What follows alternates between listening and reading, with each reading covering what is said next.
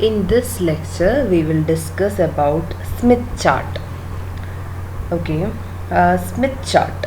It is a graphical method of solving the problems in transmission lines. So it's the most commonly used graphical technique for solving problems in transmission lines. It is a graphical indication of the impedance of a transmission line and corresponding reflection coefficient, also standing wave ratio, as one moves along the line. So the transmission line length is represented as circles or the different points in Smith chart. So we can move along the line through various points in the Smith chart. It was developed by Philip H. Smith in 1939 in his work Transmission Line Calculator, published in Electronics in 1939. And he published one more journal, An Improved Transmission Line Calculator. In both these works, he developed or he explained the idea of Smith chart, and it became very commonly in use for solving the problems or calculating the various parameters of transmission lines.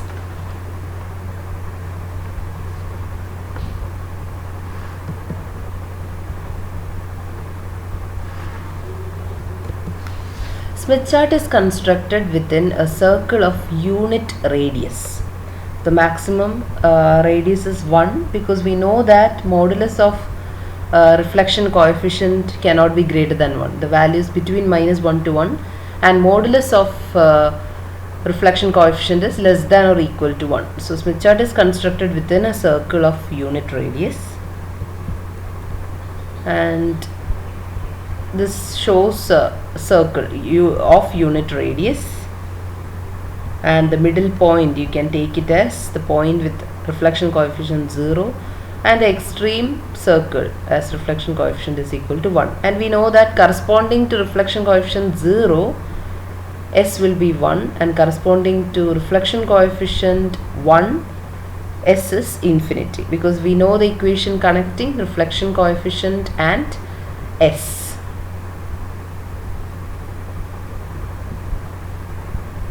And this is a little about the theory or the basis of developing Smith chart and how the Smith chart is related to real transmission line. So it's basically the theory behind it. So you know that reflection coefficient, the equation is ZL minus Z0 divided by ZL plus Z0, where ZL is the load impedance and Z0 is the characteristic impedance. Okay, you know that equation. And reflection coefficient is it can be an imaginary quantity, and it can be written as magnitude into angle.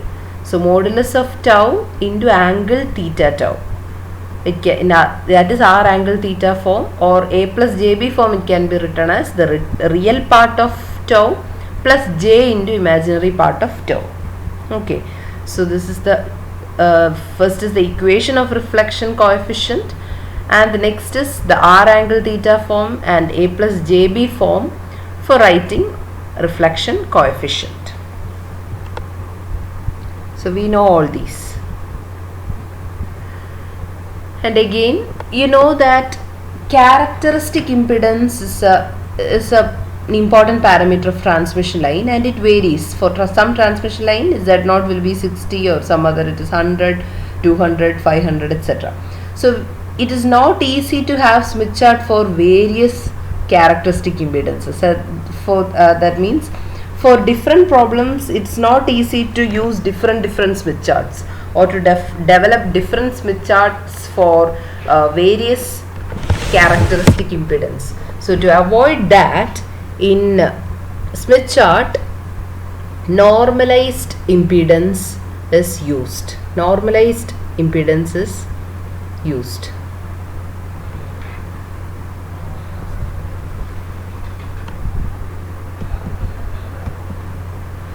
That is how to calculate the normalized impedance. ZL, it is the load impedance, and to get the normalized impedance you divide it with Z0. Z0 is characteristic impedance. So small letter ZL, it is the normalized impedance, is given by ZL by Z0, and that is equal to R plus Jx, where R is the corresponding resistance value and X is the corresponding reactance value. Okay, that small letter shows that they are the corresponding normalized values. So again, coming here, you know the equation for reflection coefficient. Reflection coefficient tau is given by ZL minus Z0 divided by ZL plus Z0. This we know. And when you divide throughout with Z0, you know that reflection coefficient is ZL by Z0 minus Z0 by Z0 is 1 divided by ZL by Z0 plus 1. So ZL by Z0, you know that ZL by Z0 is small letter ZL, which is normalized impedance, and we make use of normalized impedance in case of Smith chart. So tau is given by small ZL minus 1 divided by small ZL plus 1.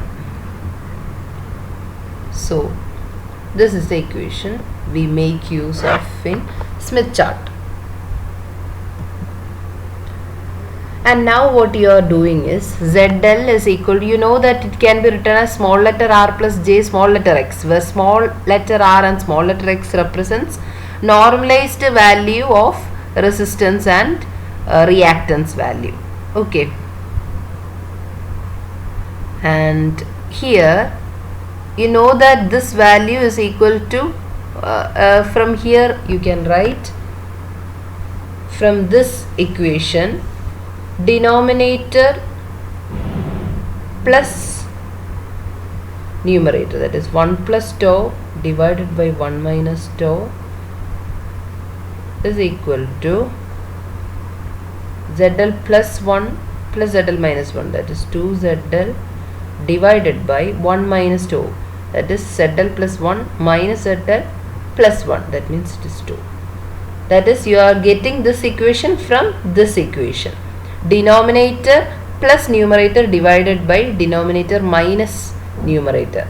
On doing that you get like this. So you have the equation ZL is equal to 1 plus, again you know tau is tau r plus j tau I divided by 1 minus tau r minus j tau I.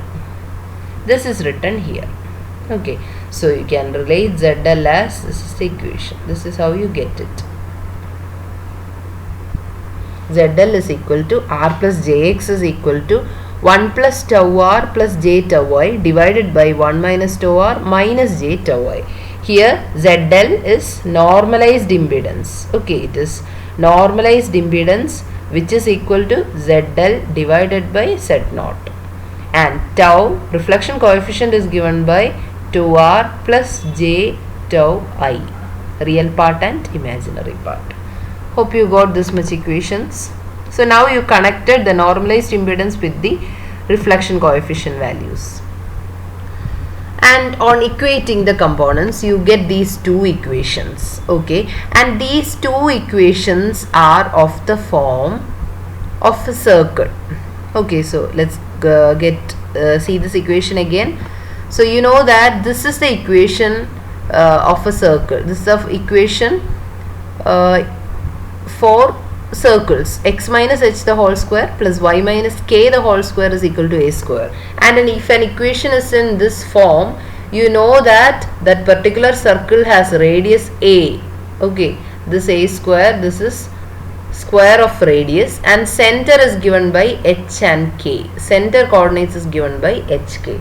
So based on this, you can check the last equation. This is the R circle. You can take this as R circle.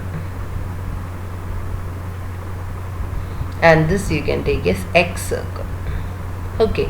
And you have two circles, one given by one defined with R and the other with X. And in R circle you can see that why you say that it is circle, because the equation is in the form of a circle. And if it is circle, you can define radius and center. So center here it is R, center is From here you can write it is r by 1 plus r and 0. This is the center coordinate, and radius is 1 divided by 1 plus r. And here in x circle, center is 1 by x, and radius is 1 by x.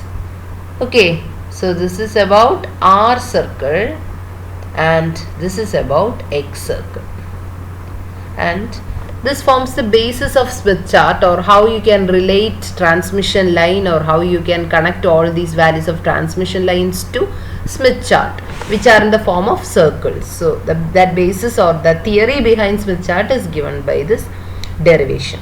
Okay, so it's given here. Center for one is the R circle and the other is the X circle. R circle is for resistance circle, X circle is for reactance circle. Okay, and you can see for various values of R, the circles can be drawn like this, and this extreme point shows that R is equal to infinity, and this the biggest circle corresponds to R is equal to 0 in Smith chart. Similarly, in X circles, X can be both positive and negative. R can only be positive, but X can be positive or negative. If it is inductive reactance, X will be positive, and if it is capacitive reactance, it will be negative. So it's drawn like in the form of an arc only, and if we keep the Smith chart like this, one side, one end is given by the negative values of X and the other end is given by positive values of X, and each arc corresponds to a particular value of X. Okay, if you place the graph like this, the arcs on the right side of this X equals 0 gives positive values of X and the rest is negative values of X. This shows capacitive reactance and this shows inductive reactance. So if I tell you a point, say 3 plus J5, that means 3 is the R value and X is 5. If I say 3 plus J5, R equals 3 and X equals 5. So how we plot the point? First we find out the circle with R equals 3, and there are many points lying on that R equals 3 circle. In that, find the point where X equals 5 intersects that circle. That point can be taken as the point corresponding to the normalized impedance 3 plus J5. That is how we identify a point. It will be more clear when we deal different examples. So now just understand, we defined R circle and X circle. X circles are on both sides, one half representing positive values of X and the next half showing negative values of X, and R is always positive, and we give the entire circle in the Smith chart. And this is a simple form of a Smith chart showing only some of the arcs and circles so that you will understand it in a better way. So this is how the entire Smith chart will look like. So the biggest circle is given by R equals 0, then R equals 0.2. This circle means it is R equals 0.5, R equals 1. And one more thing you should remember, in the middle this R equals 1 circle, and this point is taken as the origin, say O. Okay, this is taken as the center point. Okay, this is taken as the center point in the Smith chart. Okay, and if I say this is R equals, so all these main circles shows that R is equal to 1, R is equal to 2, etc. And if I say R, for example, if a normalized value is given as say point A represents 2 plus J 0.5. If I say like this, this means that R equals 2 and X equals plus 0.5. So in Smith chart, we first identify the R equals 2 circle, which is this circle. Okay, the center circle, R equals 2 circle. Identify that, and corresponding to it, we know that this is the arc corresponding to X equals 0.5. So this is the point. this point is represented by A, because A is the point at which R equals 2 circle and X equals 0.5 is intersecting. So this point is taken as A. Similarly, another point B, let it be 0.5 minus 0.5J. This means this is the impedance, normalized impedance value. This means that small letter r is 0.5 and small letter x is minus 0.5. So you have to first identify the circle corresponding to 0.5, which is this r equals 0. This is the circle corresponding to r equals 0.5, this circle. Okay, and x is minus 0.5. This arc represents x equals minus 0.5. So this arc is x equals minus 0.5 and the circle is r equals 0.5. So it intersects here. This point you can represent it as B. So hope you understood. First identify the corresponding R circle and X. X is actually the circle, but you can see it only as an arc. Okay. So those two circles meet at a particular point. That point can be identified as the point corresponding to the normalized impedance. R is always, this all we have discussed already, R is always positive, X can be positive or negative. If it is inductive impedance, X will be positive, and if it is negative, it will be capacitive impedance. And to get the Smith chart, we superimpose the various R circles and X circles that we have seen in the last slide. This is a very simple example for a Smith chart. And this is the complete Smith chart. One we use is this. It shows all the different values of X. Here all the positive values of X. Below this horizontal line you have all the negative values of X. And all the each and every circle corresponds to a particular point of R. Okay. This is the R equals 1 circle, and this point is taken as the center point, say O. Okay. So this is how the complete Smith chart looks like. To make it more clear, I showed you a simple. This is not the original Smith chart. This is just to get an idea of what a Smith chart is.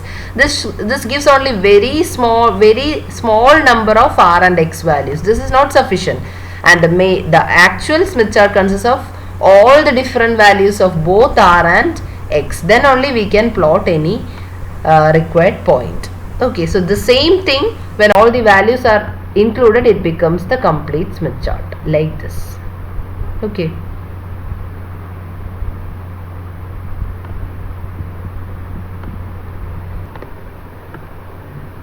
And another thing to be noted is lambda by 2 distance on the transmission line corresponds to a movement of 360 degree on the Smith chart. For example, to calculate the input impedance, what you have to do is, we need to know the input impedance at a particular point, say after a particular length on the transmission line. So that corresponding length on the transmission line should be converted to Smith chart. So in Smith chart, it corresponds to how much angle? Lambda by 2 corresponds to 360, or lambda corresponds to 720 degree. Lambda distance, wavelength distance, corresponds to 720 degree movement on the chart. So based on that, if we say if the length is lambda by 4, you take 720 degree divided by 4. That is the corresponding angle movement in the Smith chart. Okay, that is one thing which you should remember. Another thing is, when we are considering the movement along the transmission line as towards the generator or away from the load, that will be clockwise movement. Opposite from generator towards the load, that is generally taken as anti-clockwise. But normally what we do is, when we do the problems, we take it like moving from the load to the generator. So away from the load or towards the generator. So corresponding to that, we take clockwise movement in the Smith chart. And how much angle should be moved, that is decided by the relation lambda corresponds to 720 degree. So these two results you should remember. And applications of Smith chart. Smith chart can be used to determine reflection coefficient, standing wave ratio, then input impedance at any point on the transmission line, then admittance Y, then you can find the location or the point on the transmission line where the voltage is maximum and where the voltage is minimum.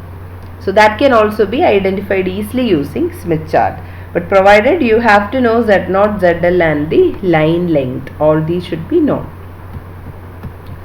So let's start with a problem. So I am not just explaining the procedure, I will explain each and every procedure with the help of an example. So first go through this question. A 30-meter long lossless transmission line with Z0 is equal to 50 ohm operating at 2 megahertz is terminated with a load ZL is equal to 60 plus J 40 ohm. If U is equal to 0.6 C on the line using Smith chart, find reflection coefficient, standing wave ratio and input impedance. So question it will be asked like using Smith chart. So in Smith chart, the first step is to find the normalized load impedance. The first step. Okay, then only you can identify the location corresponding to the load impedance. So the first step is calculate the load impedance. So in all cases, Smith chart, you start with calculating normalized load impedance. The first step, normalized load impedance, and it is marked as small letter ZL, that is equal to capital ZL divided by capital Z0. Here it's given as ZL is 60 plus J 40 and Z0 is 50. So 60 plus J 40 divided by 50, 60 by 50 plus J 40 by 50. So you got like this. So you know that R is equal to 1.2 and X is equal to 0.8. So normally this point is represented as P in the Smith chart. P represents the load. So here it's written locate ZL on the Smith chart at point P. And the point P is where R equals 1.2 circle and X equals 0.8 circle meet. That point is taken as P. Okay. So you can check this. Here you are trying to find 1.2 and 0.8. Okay. So it's very clear from this. You can see this is point R is equal to 1 circle. Okay, so this is R equals 1 circle, this is R equals 1.2 circle. So you have to first identify this circle. Okay, here this circle. Okay, this circle is R is equal to 1.2 and plus J 0.8. If it is minus J, it is lower half of the Smith chart and this is upper half. If X is positive, it is upper half of the Smith chart. If X is negative, it is negative half of the Smith chart. So here first you identify R equals 1.2 circle and X equals 0.8, that is this arc. You have to clearly get that corresponding arc. So this corresponds to X equals 0.8. So this is R equals 1.2. This is R equals 1.2 and this is X equals 0.8. So this point, this particular point, you should mark it as P. Okay, here I have just marked it as a star, but you have to identify the exact point because we take the length, angle, etc. So it should be as precise as possible. It should be very accurate. So use the pencil and exactly mark the point as P. P means it is the normalized load impedance point in the Smith chart. That's the first step to do. So this point is P, and after that it's shown here. This is circle R is equal to 1.2 and this is arc or the circle with X equals 0.8. I have just marked only this much, but the entire circle is there. So those two circles meet at a particular point corresponding to r equals 1.2 and x equals 0.8. If x is minus 0.8, how you will take? It will be the lower half. This point will be if x equals minus 0.8. Here as x is plus 0.8, you take the upper half. Okay, so that's how you take the point corresponding to the load impedance. And our first question was to find the reflection coefficient. The procedure for finding the reflection coefficient is, after identifying the point P, extend OP to meet R equals 0 circle at Q.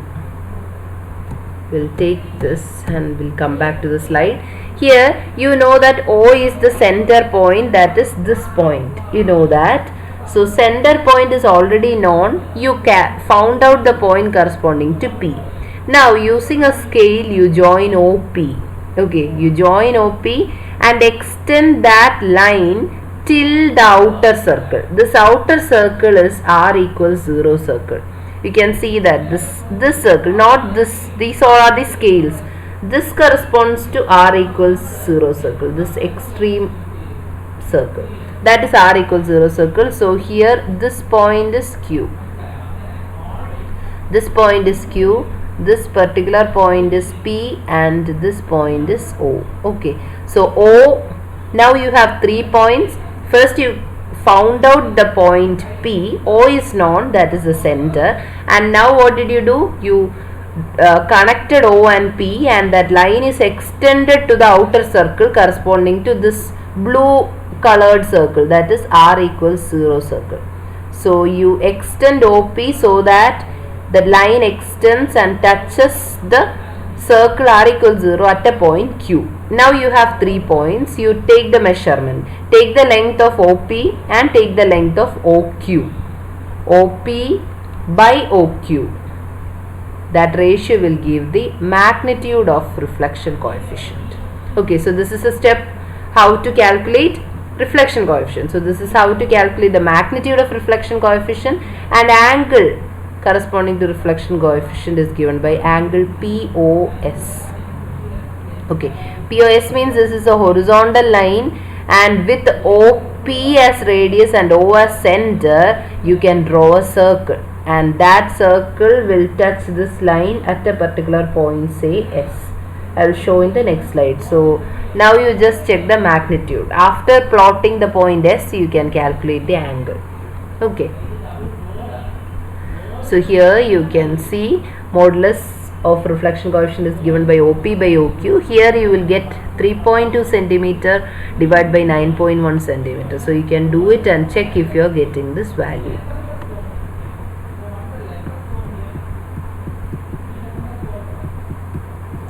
And you can check the values by our mathematical equation.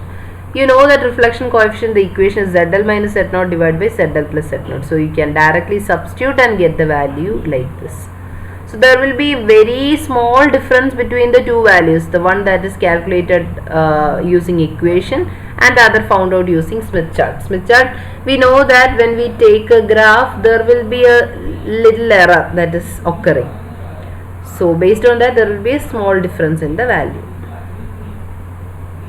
And now to find the standing wave ratio, what to do, you can check. So first I will tell you how to find the point S. Okay, to find S, what you do is you draw the S circle. This circle is called S circle. Generally we how to draw S circle. S circle is drawn like with center O and radius OP you draw a circle. Okay, to draw a circle we need to know two things. One is the center point and the other is the radius. So with center O and radius OP you draw a circle. Okay, that circle is called the S circle, and this circle touches a particular point on this axis, this horizontal axis. So here you can see that this is 2. This is R values written here. This is 1.2, 1.3, 1.4, 1.5, 1.6, 1.7, 1.8, 1.9, 2. This is 2.2, because we can see that between 2 and 3 there are 5 divisions. So 2, 2.2, 2.4, 2.6, 2.8 and 3. So in between you can take the S value as 2.1. You can take S value as 2.1. So this is how you calculate the standing wave ratio. So here I try to explain two things. First is how to mark the point S, because that is needed for calculating the angle of reflection coefficient also, because angle theta tau, angle of reflection coefficient is obtained by angle POS. So this angle you can calculate using a protractor, or here also the angle is marked, so there is no need for protractor. Here you can see that this shows 0 degree, so this angle is 20. So to calculate POS from 0, you can see that this angle, you can check this angle, this is 52, 54, 56, 58, 60. So it's like 54, 55, that range is the angle. So that's how you can calculate the reflection coefficient angle. And the point S is obtained by plotting a circle with OP radius and center O. Okay, that circle touches the axis at a particular point, and the R value corresponding to that value, that point is taken. That value is the standing wave ratio, or small letter S. Okay, so here we calculated. So again I am explaining the procedure. To find standing wave ratio, draw a circle of radius OP with center O, and intersection of this circle with horizontal axis will give standing wave ratio value. In this case it is 2.1. And to check the value, you can use the mathematical equation for standing wave ratio. It is 1 plus modulus reflection coefficient divided by 1 minus reflection coefficient. So you get the value as 2.088. Okay, graphically we got it as 2.1. So now we will discuss two things: how to calculate the reflection coefficient and standing wave ratio in a particular problem.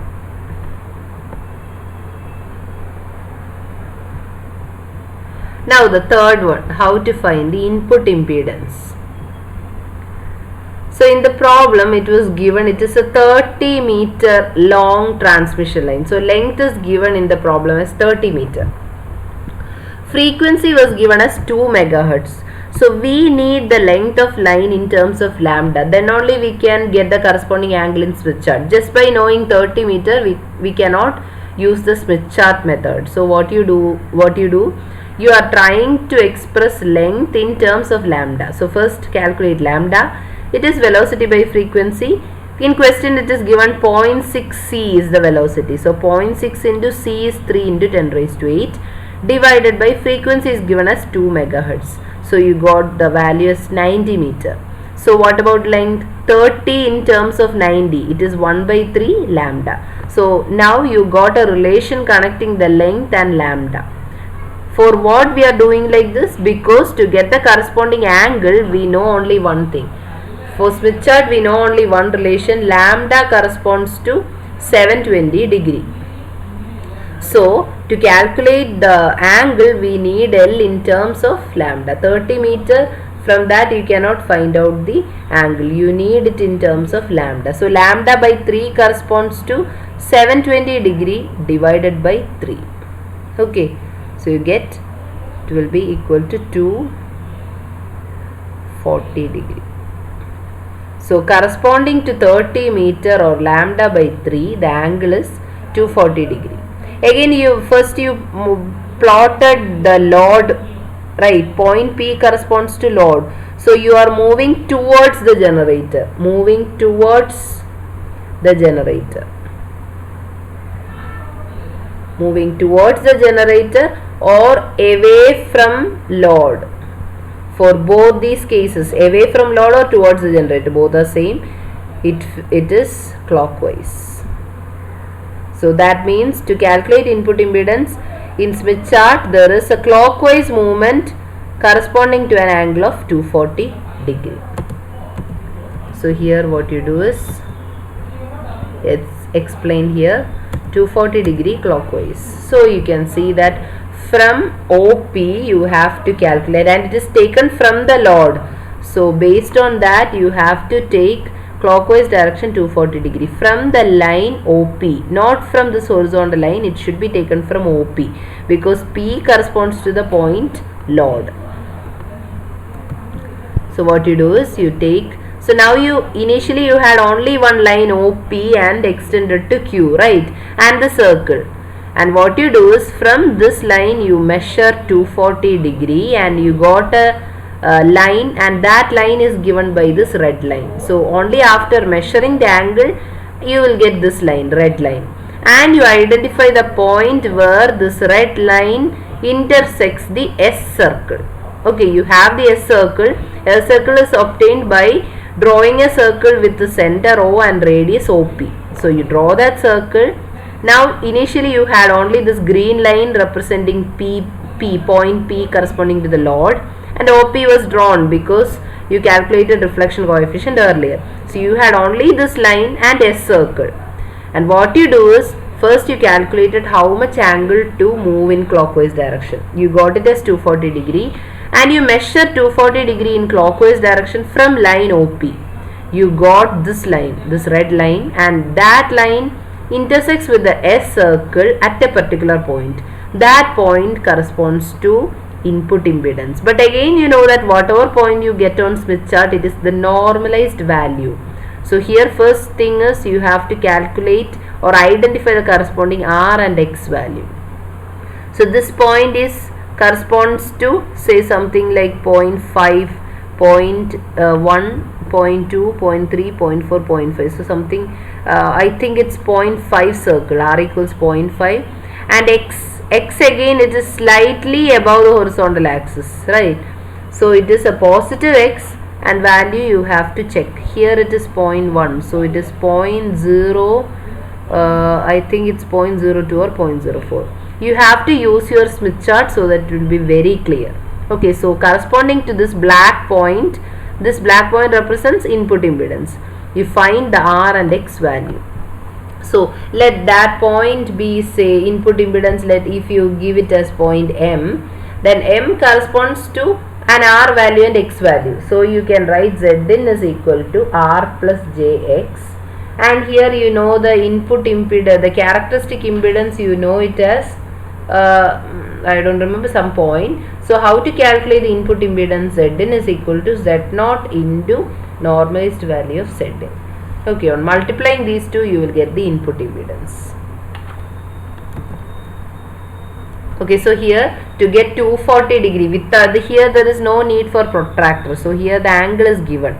So this much angle, you know that it is 56. This angle is 56. So to get 240, what you do is minus 240 minus 56 is 184.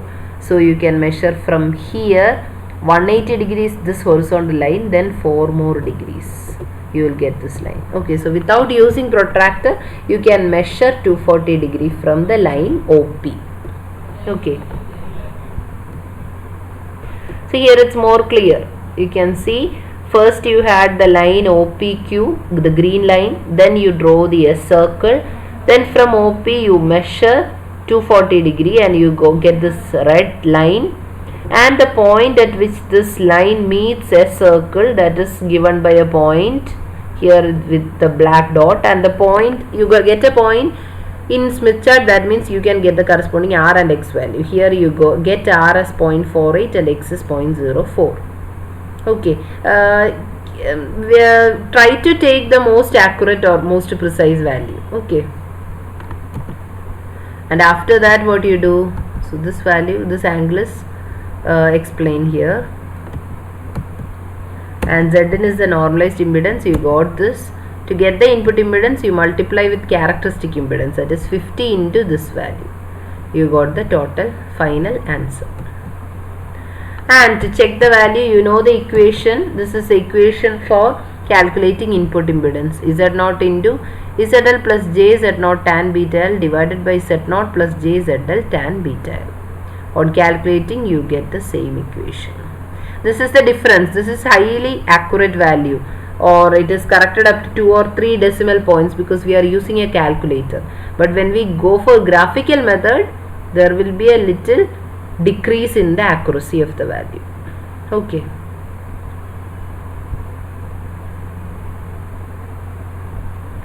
So we have already explained. Mainly to find the reflection coefficient, what you do is, first step in Smith chart is you calculate the normalized impedance and mark the point P corresponding to normalized impedance. Then center O you know, join OP and extend that line till the outer circle R equals 0 and that point be Q.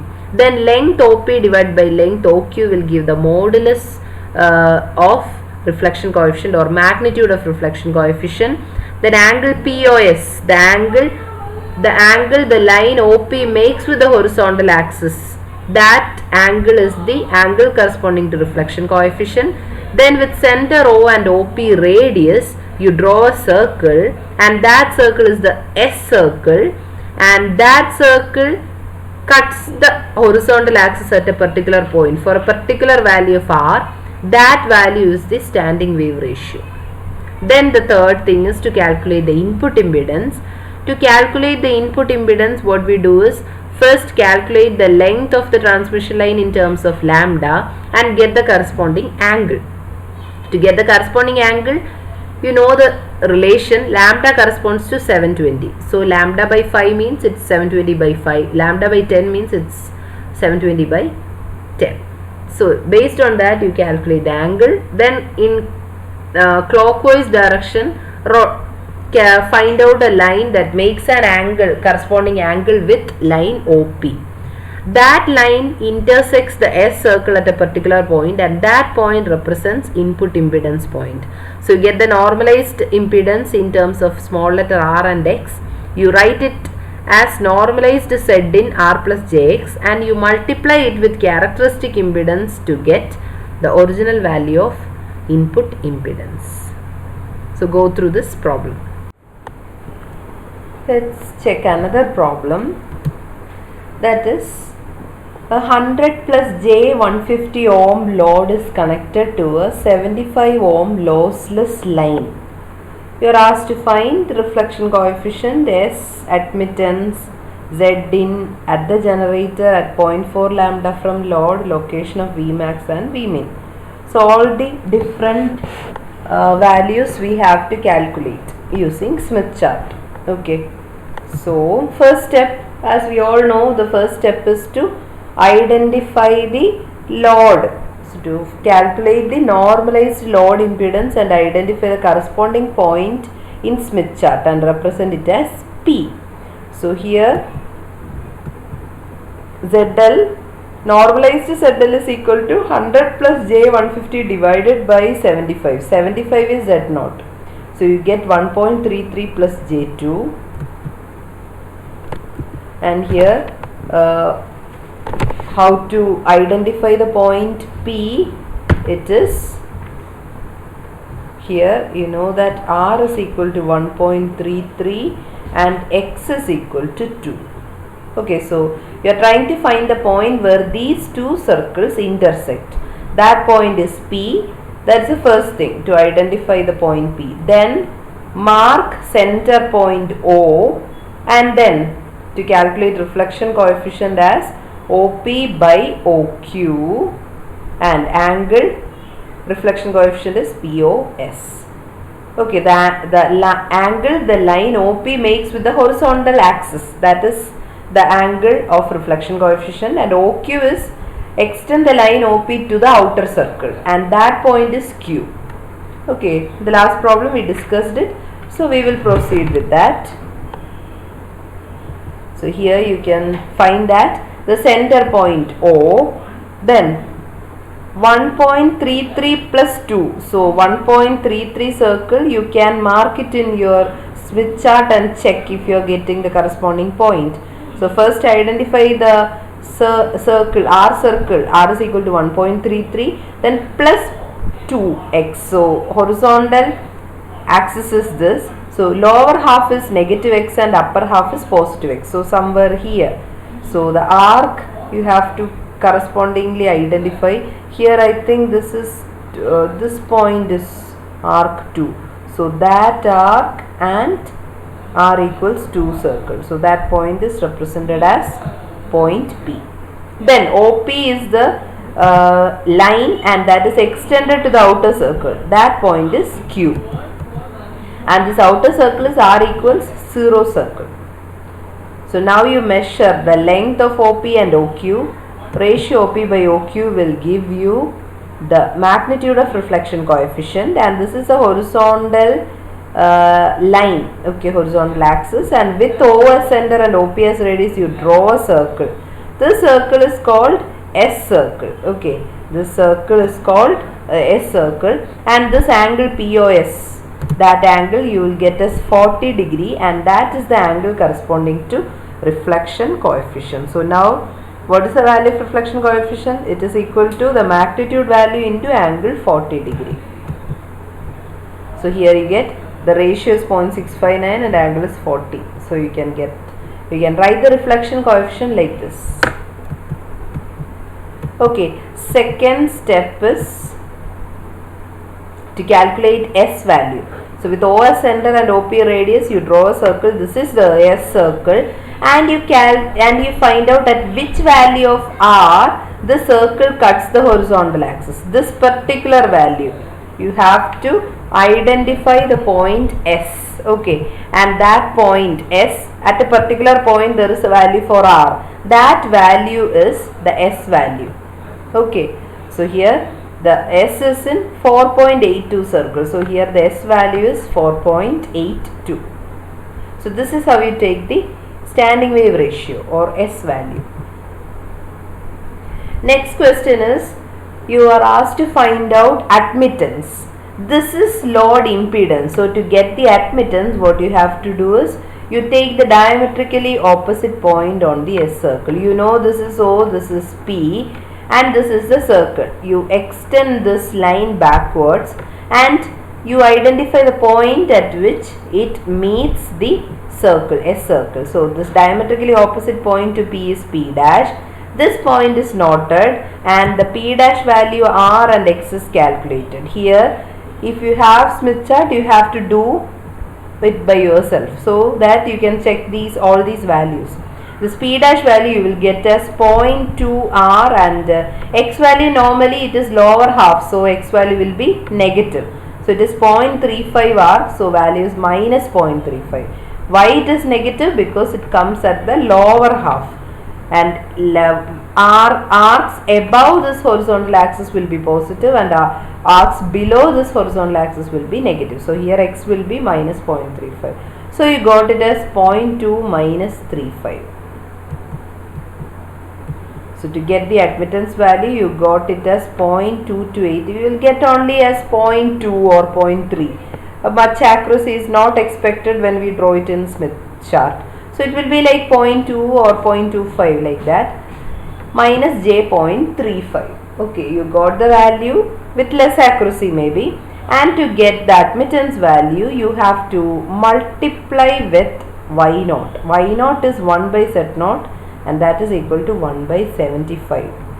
Okay, this is 1 by 75.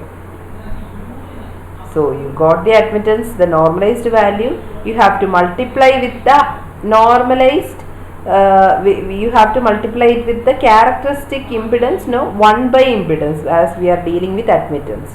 So it is 1 by 75 into the value, and you will get like this. And the unit is millisiemens, as it is 1 by R. Okay, so this is the value.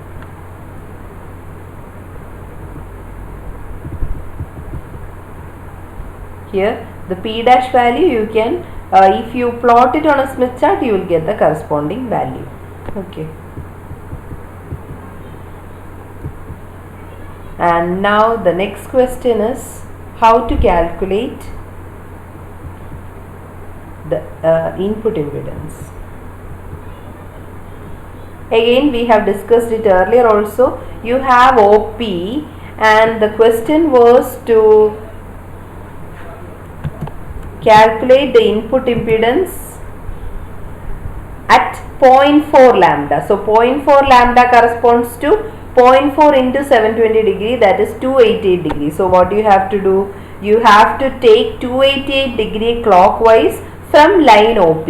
So you know line OP, from line OP clockwise you measure 288 degree, and at 288 degree you draw a line, and that line meets the S circle at a point, say R. Okay, this point is the corresponding point for normalized input impedance, and again after getting the point R, you identify the R and X value. R value you will get as 0.3 and X you will get as 0.63.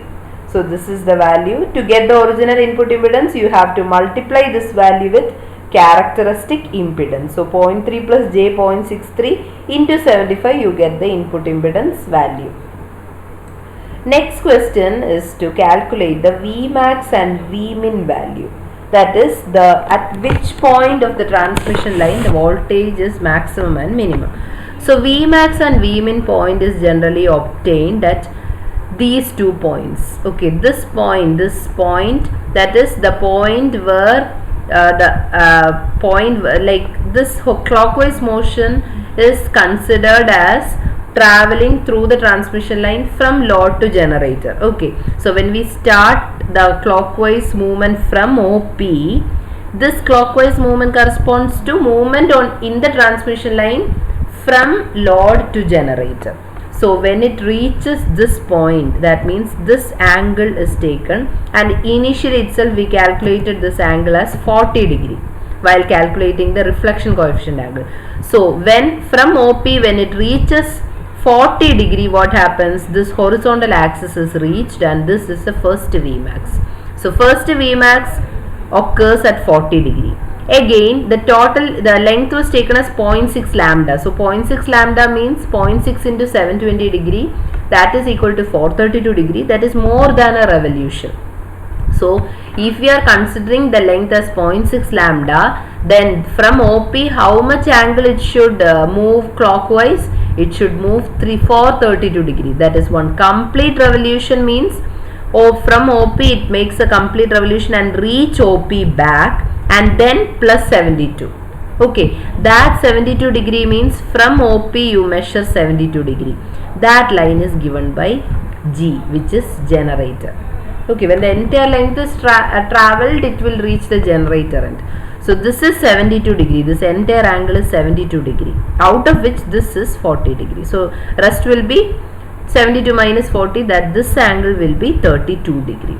So again back to our question, we were asked to calculate the points at which Vmax and Vmin occurs. So first, considering the length, it is 0.6 lambda. So the angle is 360 plus 72 degree, and starting this 432 degree journey. Okay, you start from OP.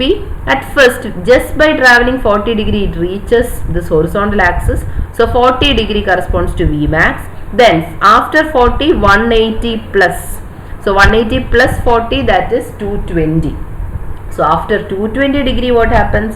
Vmin reaches. Then 220 plus 180, it will reach again Vmax. So I will write it. So again I will explain this. I am explaining Vmax and Vmin points for the first time. So I will explain it again. At the point where it crosses this horizontal axis, this is the point corresponding to Vmax, and this point corresponds to Vmin. Okay, so because of that, we start from OP, and the angle to be traveled is 360 degree plus 72. That is one complete revolution plus 72 degree. So we are starting that long rotation. First, starting from OP, just by traveling 40 degree, it reaches this point. So first Vmax first at 40 degree. Then next coming is Vmin, that is after traveling 180 plus. So 40. So first Vmin, that will be 180 plus 40, that will be 220 degree. Okay, so now you reach here. Again after traveling 180 degree more, it will reach Vmax. So Vmax, this is the second time. So second Vmax will be 220 plus 180. Okay, 220 plus 180, that is 400 degree. Okay, so these three. So Vmax occurs twice at 40 degree and at 400 degree, and Vmin occurs at 220 degree. Okay, so this is the corresponding points at which Vmax and Vmin occurs. Now you only have the angle, right? But we need it in terms of length of transmission line. So to convert the angle corresponding to the length of transmission line, what you have to do? You have to remember the relation. What is the relation? 720 degree corresponds to lambda. So what about 40 degree? 40 degree by 720 is x by lambda. So how much it is? Vmax 1. First Vmax occurs at 40 by 720 into lambda. Then Vmin 1 occurs at 220. So 220 by 720 lambda, and Vmax 2 occurs at 400 degrees. So it will be 400 by 720 into lambda. So you will get the corresponding points like this. First Vmax at 40 degrees, so 40 by 720 into lambda, that value will be 0.055 lambda. Then second Vmax occurs at 400 degrees, so 400 by 720 into lambda. Vmin, first Vmin, only one Vmin is there, that occurs at 220 by 720 into lambda. And the last question in this problem was to calculate the input impedance at the generator. Generator means, to get that, it is 432 degrees. So plus this is the 72 degree, 360 plus 72. Okay, so this is the point. It's marked as G. G stands for generator. So what do you have to do to calculate the input impedance corresponding to this? Get the R and X value for the point G and multiply with Z0. Okay, so I explained it already. First Vmax occurs at 40 degree, then the first Vmin occurs at 40 degree plus 180 degree as shown. Then first Vmin occurs, then second Vmax occurs after traveling for 180 degree more. Okay, that is 220 plus 180. Okay, so 2 Vmax and 1 Vmin points are there. And generator end, to get that 32 degree more, so that it makes 72 degree with OP. So get the corresponding R and X values for G. So all these are explained again, which I already explained, so you can go through it. And the last one is here, generator end, it is 1.8 minus J 2.2. To get the input impedance, multiply with Z0, that is 75. You get this answer. And to check that, you can use the basic equation. Zin is equal to, this is a general equation, Z0 into ZL plus J Z0 tan beta L divided by Z0 plus J ZL tan beta L. Okay, you can use this, and here beta L is 2 pi by lambda into, they gave it as 0.6 lambda. So you get 2 pi into 0.6, that is 216 degree. Okay, the into 180 degree by pi, then only you will get the corresponding angle in degrees. Okay. Thank you.